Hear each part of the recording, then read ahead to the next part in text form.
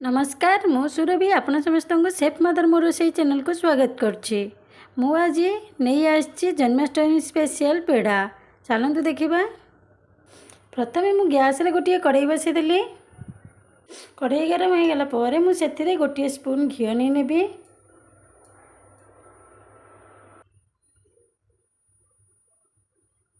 मुझे half glass क्षीर नहीं मुदेदेवी।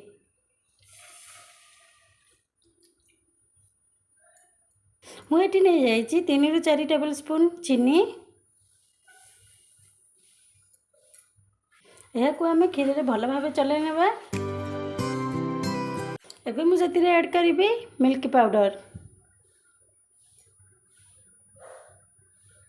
Milk powder दे सारा पर आपड़ भल भाव चलातु ना लंग्स बनीज। एथिरे मु आउ 3 ରୁ 4 टेबल स्पून मिल्क पाउडर देदेवी। सब कलर मिल्क पाउडर को पकई सारा पर आम गैस फ्लेम को मीडियम रे रखिबा। एबे देखंतु मोर टिके टिके लंग्स रही जाइए। मुझे भल भाव मिक्स करी। एबे देखंतु मु एथिरे मिल्क पाउडर को एमती करछि कले कहीं ना जहाँ लंग्स थी से भल भाव मिक्स हो। एबे या आम मीडियम फ्लेम रे ही चलेबा। यार कंसिस्टेंसी ठीक न आसला जाए आम एमती मीडियम रे ही चलाउथिबा।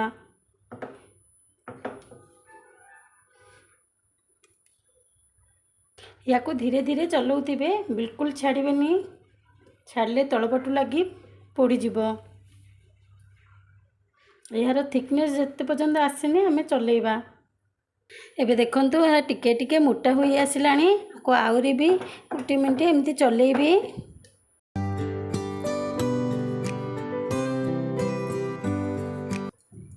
एबे देखंतु यह बनी आसिलानी। मु एबे आकु बनै लेबी, गोल गोल करी बनै नेबी।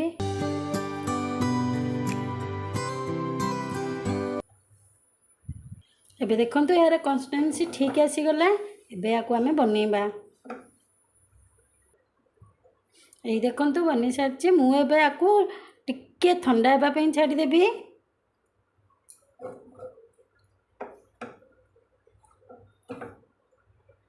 मु एबे हाथ रे घी टिके लगे ए सब को गोल गोल बनै नेबी।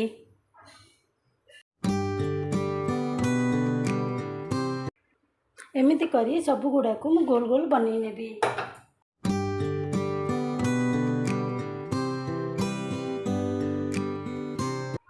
एबे देखंतु मोर पेड़ा गुड़िक बनी सारी। मुझे साइज कर देइछि। एबे आम मानकु जदि मोर ए रेसिपीटी भल लागिथिबो ताहले लाइक शेयर कमेंट करदेबे, सब्सक्राइब करदेबे। सब्सक्राइब पाखे थिबा बेल आइकन को क्लिक करदेबे। धन्यवाद।